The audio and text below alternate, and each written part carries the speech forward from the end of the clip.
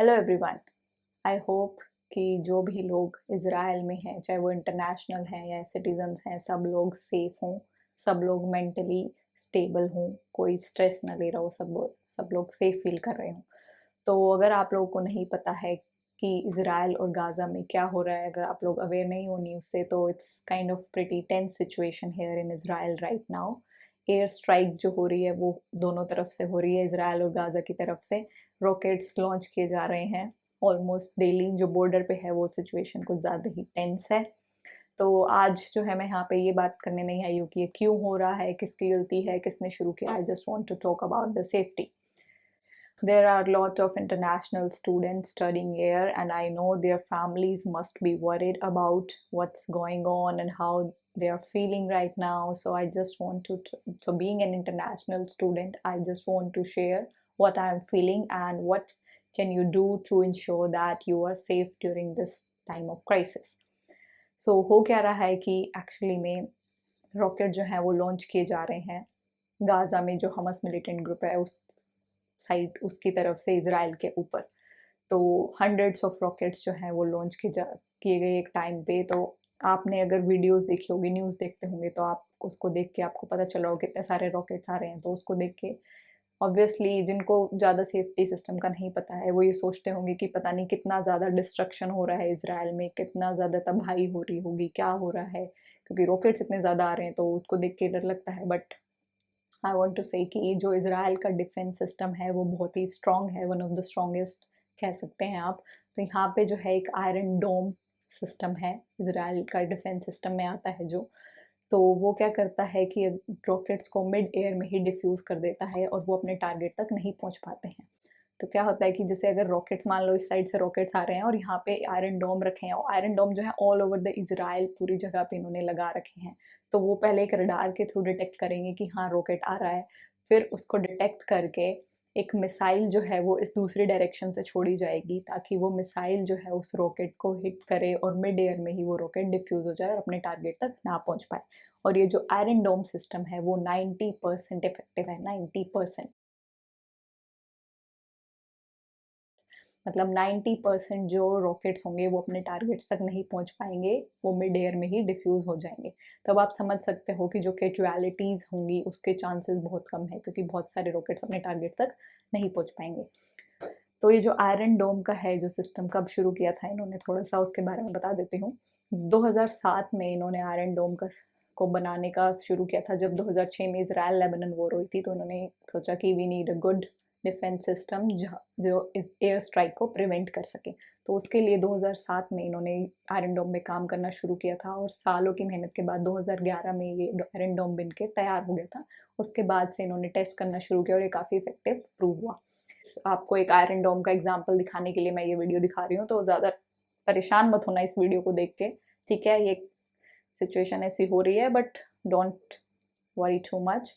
Video में आप देख सकते हो कि बहुत सारे रॉकेट्स आपको दिखाई दे रहे हैं, और धीरे, अगर आप देखोगे ध्यान से, तो धीरे धीरे वो रॉकेट जो है मिड एयर में ही डिफ्यूज़ हो रहे हैं। तो ये जो रॉकेट जो है वो आयरन डोम की वजह से मिड एयर में डिफ्यूज़ हो रहे हैं। तो आप अंदाज़ा लगा सकते हो कि इनकी टेक्नोलॉजी, जो डिफेंस सिस्टम है, वो कितना अच्छा है। हुआ। तो ये तो बात हो गई कि 90% जो है रॉकेट्स मिड एयर में डिफ्यूज हो जाएंगे, but still there are 10% chances of casualties and destruction. There are still chances of getting hurt, there are still some chances. So उसके लिए क्या है, उसके लिए यहाँ पे बॉम्ब शेल्टर बने हुए हैं। पूरे इसराइल में जो है वो बॉम्ब शेल्टर है।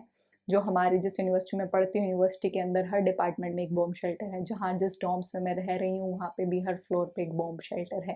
तो ये जो हमारी जो यूनिवर्सिटी में ये डिपार्टमेंट, हमारे जो डॉम्स में जो बॉम्ब शेल्टर है, वो क्या है कि हर फ्लोर पे एक फैमिली रूम होता है। मोस्टली फैमिली रूम जो होता है usually 3 room apartment kind of होता है, तो वो फैमिली रूम एक शेल्टर की तरह बना रखा है उन्होंने।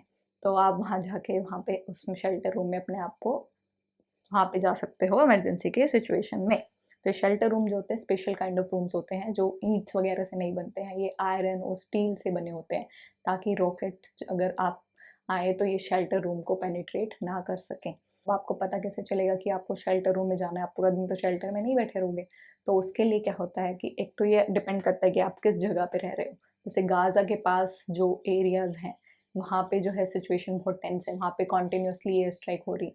तो उनके पास ज़्यादा ऑप्शन नहीं है। वो लोग तो अभी कुछ दिनों से मैंने सुना है कि कॉन्टिन्यूसली वो शेल्टर रूम में ही रह रहे हैं 2-3 दिन से पिछले, क्योंकि जब तो क्या होता है कि जब जैसे ही पता चलता है कि आपकी सिटी की तरफ रॉकेट्स लॉन्च किए गए हैं तो एक सायरन बजा देते हैं लोग। तो उस सायरन से क्या होता है कि आपको जैसे ही आपने सायरन सुना, अलर्ट मिल गया, तो अब आपको फटाफट से शेल्टर रूम में जाना होता है। तो उसके लिए आपके पास कितना टाइम होता है वो भी डिपेंड करता है कि आप कौन सी सिटी में हो। जो बॉर्डर के पास जो सिटीज़ हैं उनके पास, जैसे इस मैप में अगर आप देखोगे तो रेड जो में एरिया है उनके पास हार्डली सिर्फ 15 सेकेंड होते हैं। तो 15 सेकेंड बहुत कम है, तो इसलिए जब ज़्यादा टेंस सिचुएशन होती है तो वो परमानेंटली ही शेल्टर रूम में रहते हैं काफ़ी दिनों तक। और जैसे मैं जो रह रही हूँ वो तेल अवीव में रह रही हूँ, तो तेल अवीव तक आने के लिए उनके पास हमारे पास 1 से 1.5 मिनट होता है। जब सायरन बजता है तो हमारे पास 1 से 1.5 मिनट होता है कि हम फटाफट से शेल्टर रूम में चले जाएं। तो जैसे ही सायरन बजता है, आप जो भी कर रहे हो, कुछ भी काम कर रहे हो, आप फटाफट से आप सब छोड़ के, आप नहा भी रहे हो तो तौलिया लपेट के फटाफट से शेल्टर रूम में चले जाओ, ठीक है? क्योंकि वही उस टाइम पे सबसे सही चीज़ है करना, अपनी जान को जोखिम में डालना नहीं। तो जैसे ही आपको सायरन सुने, आप शेल्टर रूम में चले जाओ। तो इसके लिए आपको अवेयर होना चाहिए, ठीक है? आप अवेयर हो अपने सराउंडिंग से कि आप जहाँ रह रहे हो, आपको पता होना चाहिए कि आपके आसपास कौन से शेल्टर रूम हैं। और इस टाइम पे लाउड म्यूजिक मत सुनो, ईयरफोन्स वगैरह मत लगाओ, क्योंकि उससे आपको सायरन की आवाज़ सुनाई नहीं देगी। तो थोड़े अटेंटिव रहो, अवेयर रहो, और बाहर ज़्यादा मत जाओ। और अगर आप बाहर जा भी रहे हो तो ध्यान रखो कि बाहर आसपास, क्योंकि बाहर भी बहुत सारे शेल्टर रूम्स हैं, तो बाहर ध्यान रखो कि बाहर कौन से शेल्टर रूम है, ठीक है? और मान लो अगर आप, जैसे जब पहली बार हुआ था यहाँ पे तेल अवीव में, 11th मई को हुआ था, मुझे याद है, क्योंकि उस टाइम पे मैं यहाँ नहीं थी, मैं बाहर थी अपने फ्रेंड्स के साथ। और उस टाइम पे कोई भी प्रिपेयर नहीं था कि तेल अवीव में ये हो जाएगा, क्योंकि बॉर्डर पे हो रहा था और तेल अवीव में जनरली इतना नहीं होता है, तेल अवीव सेंटर में आता है। तो हम कोई प्रिपेयर नहीं था कि तेल अवीव में एकदम से ऐसे शुरू हो जाएगा। तो उस टाइम पे मैं खुद बाहर थी। तो अगर आप बाहर ऐसी सिचुएशन में हो कि आपको नहीं पता है, एकदम से सायरन बज जाए कि क्या करना है, मुझे नहीं पता शेल्टर रूम कहाँ है, मैं क्या करूँ, तो घबराना नहीं है। आसपास देखो, आसपास आपको कोई ना कोई लोकेलाइट दिख जाएगा, कोई होगा, तो उसको फॉलो करो। क्योंकि उनको, जो लोकेलाइट्स हैं, उनको तो पता है, वो सालों से रह रहे हैं यहाँ पे, कि क्या करना है ऐसी सिचुएशन में, कहाँ शेल्टर रूम है। तो उनको फॉलो करो, उनके पीछे पीछे जाओ, वो आप शेल्टर रूम तक पहुंच जाओगे। और अगर आपको आसपास कुछ भी ना दिखे तो जमीन पे लेट जाओ अपने सर को कवर करके। या आपको कोई बिल्डिंग दिखे, कोई भी घर दिखे, हिचकिचाओ मत, सीधा उनके अंदर घुस जाओ। कोई ऐसी सिचुएशन में आपको मना नहीं करेगा आपके घर आने पे। मैं खुद एक स्ट्रेंजर, अपने फ्रेंड्स, हमारे बहुत सारे फ्रेंड्स थे, हम पूरा एक सब ग्रुप था, तो हम खुद एक स्ट्रेंजर के घर में घुस गए थे जैसे ही हमने सायरन सुना, क्योंकि हमें नहीं पता था क्या करना है। तो जो पहला घर दिखा, हम सब उसी के अंदर घुस गए थे, और वहाँ पे हम रहे थे 1.5-2 घंटा, पता नहीं कितना टाइम। तो ऐसे सिचुएशन में घबराओ मत। शेल्टर रूम जो होते हैं वो बहुत ही इफ़ेक्टिव होते हैं, क्योंकि मैंने कई सारी ऐसी न्यूज़ पढ़ी हैं, जैसे उसमें पूरा का पूरा, अगर किसी घर पे रॉकेट टारगेट हो गया तो पूरा का पूरा घर वो जो है टूट चुका है, बट जो फैमिली है वो सही टाइम पे शेल्टर रूम में चली गई, इसलिए पूरी फैमिली सेफ है। तो इसलिए इस चीज़ को हल्के में मत लेना। जैसे ही सायरन सुने, चाहे कितनी बार भी हो, चाहे कुछ भी हो, आप फटाफट से शेल्टर रूम में चले जाओ, ठीक है? आपकी जान बच जाएगी, आप सेफ रहोगे। तो आपको इसके लिए कुछ ऐप्स भी हैं, जैसे एक रेड अलर्ट ऐप है जो आपको अलर्ट देती रहेगी कि कौन सी सिटी में अब क्या हो रहा है वो। और एक होम फ्रंट कमांड है, उसमें आप अपनी लोकेशन डाल सकते हो कि आप अगर तेल अवीव में इस जगह पे रह रहे हो, आप अपनी लोकेशन सेट कर दो।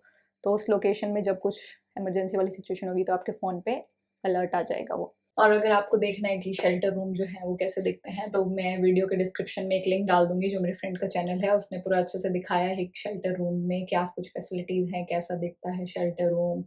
और एक और इम्पोर्टेंट बात, अगर आप शेल्टर रूम में जा रहे हो या कहीं भी किसी रूम में जा रहे हो, तो उसकी विंडो ज़रूर याद से बंद कर लेना, क्योंकि विंडो खुली रही तो खतरे के बहुत ज़्यादा चांसेस हैं। तो विंडोज़ वगैरह सब अच्छे से बंद करना, विंडो डोर वगैरह। तो आप वो वीडियो जाके देखना। बाकी जो यहाँ पे जो शेल्टर रूम, जैसे हमारे यहाँ डॉर्म्स में जो शेल्टर रूम है, वो तो फैमिली रूम्स ही शेल्टर रूम है, तो वो कुछ ज़्यादा ऐसे स्पेशल नहीं है, अपार्टमेंट की तरह ही है, जैसा मैंने अपार्टमेंट दिखाया था, सिंगल स्टूडियो अपार्टमेंट। आप जो भी आपकी यूनिवर्सिटी या जहाँ पे भी आप जॉब करते हो, जो भी आपको इस टाइम पे मेल्स वगैरह सब भेजते रहते हैं, क्योंकि इंटरनेशनल वालों को ज़्यादा भेजते हैं कि उनको ज़्यादा नहीं पता होता, तो उन जो भी मेल्स आ रहे हैं, सब डॉक्यूमेंट्स उनको अच्छे से पढ़ो। उसमें सारी सब लिखा होता है कि इस सिचुएशन में क्या करना है, कहाँ से कैसे शेल्टर रूम अगर आप ढूंढने, अगर आप बाहर हो, तो वो सब अच्छे से देखो। सब सिचुएशन ठीक हो जाएगी, तो घबराने की बात नहीं है। इस टाइम पे थोड़ा अलर्ट रहो, सेफ रहो, घबराओ मत, एक दूसरे के साथ रहो, ज़्यादा अकेले मत रहो, अपने फ्रेंड्स के साथ रहो, थोड़ा अटेंटिव रहो, and pray for everyone safety. Humanity, believe in humanity, humanity is above all religion. So stay together, this will get over soon, and I will see you again